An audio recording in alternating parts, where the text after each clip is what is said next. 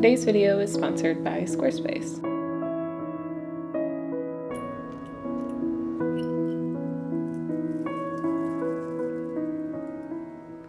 Hello there everyone, I hope you're all doing well. Today I am very excited to share with you the next iteration in my All About Spellcraft series, today delving into spell jars. I want to share with you a base recipe for making spell jars so you can make them in any way that you please for whatever intention or just practice that you wish. Spell jars are pretty straightforward, similar to spell bags, so this will be a kind of short and sweet video on the matter, but that is perfect.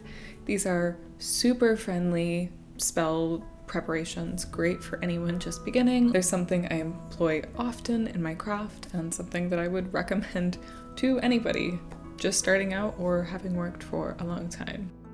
I think sometimes they can be glossed over or forgotten in time, but they are a fantastic way of working spells, and I hope that you enjoy. But before we delve any deeper into spell jars, this video is sponsored, so let's hear a little bit more about that. Thank you to Squarespace for sponsoring this video.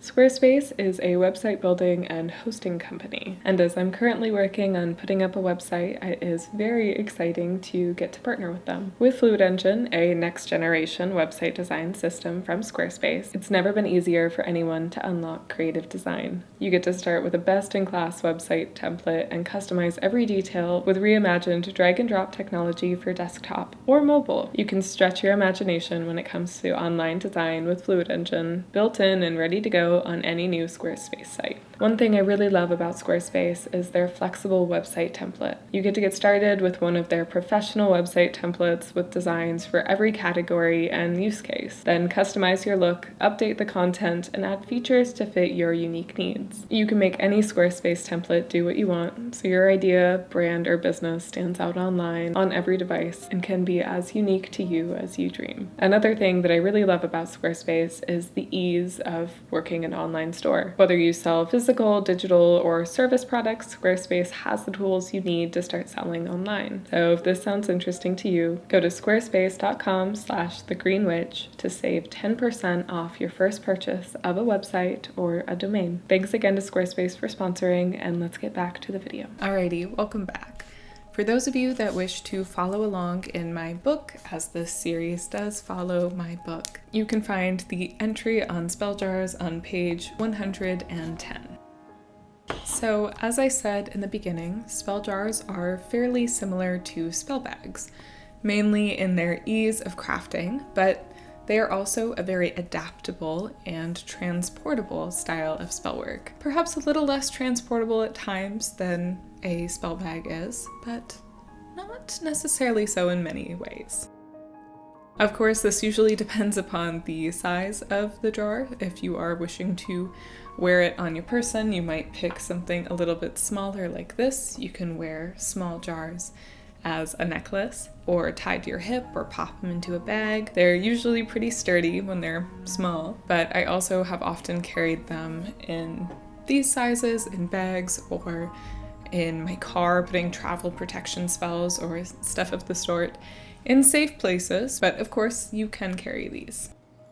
Now, perhaps different from spell bags, they are something that can exist a little bit more decoratively in the home, and usually I have many of them all over my home. This spell jar in particular I keep by my desk where I work, and I shake it to gain focus if I'm losing it. This jar here I keep by my front door as a means of protection, and so on and so forth. You can keep them on windows, you can keep them on desks or tables by the doors or anywhere really. They often look very beautiful, and you can choose to pick more decorative jars if you wish. Besides, they can also be kept about in a way that is a little bit more discreet.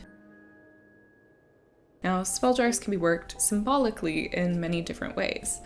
I enjoy working with them as a means to contain energy, so maybe a place to put negative thoughts, anxiety, sadness, things that are hindersome. You can work to tuck those feelings away into a jar. They could also be used as a way to release energy. So for instance, again, this jar is a shaker jar. So when I need to focus a bit, shaking it releases that energy. I've made shaker jars for cleansing before. I do really enjoy them for that. If you are someone especially who has allergies or pets with allergies or just don't wish to either do a smoke cleanse or spray cleansings, you can do this. It's also very portable. And of course, spell jars can be utilized in the way that many spells are used, to either enhance the energy of the space that it is placed into or to set specific intentions, so either of the self or the home. I do tend to believe that spell jars are best suited for the home and practices that will remain in the home, or for the previous things mentioned, but they are highly versatile and you can use them for pretty much any intention. Now, to craft a spell jar is very simple. All you'll need is a jar that has a lid and your herb ingredients or anything else that you wish to add to the jar. I tend to recommend working with glass jars. I think the energy of them is a little bit better, but of course, work with what you have or what feels right. And at times you may prefer to work with something like a metal tin or something that is a little less breakable than glass. And of course, that is very, very acceptable.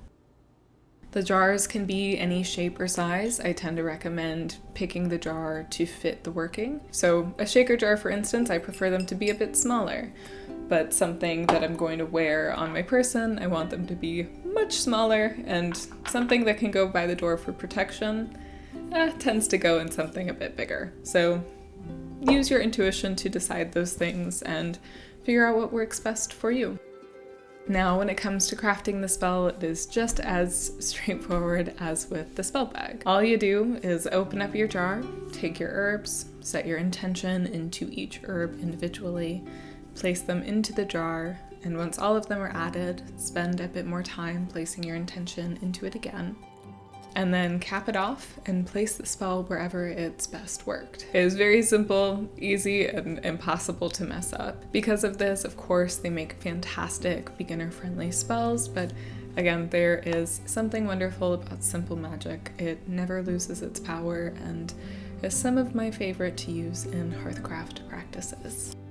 So with that, I hope you enjoyed this short and sweet video on spell jars. If you can and would like to, I'd really appreciate it if you checked out my Patreon. There I share art, herbal profiles, book recommendations, and monthly workshops. I also have another channel where I share vlogs of my day-to-day life, more magic, herbalism, all of that good stuff. And of course, I have my book. All of these, of course, will be listed in the description down below, and I very much look forward to seeing you again soon.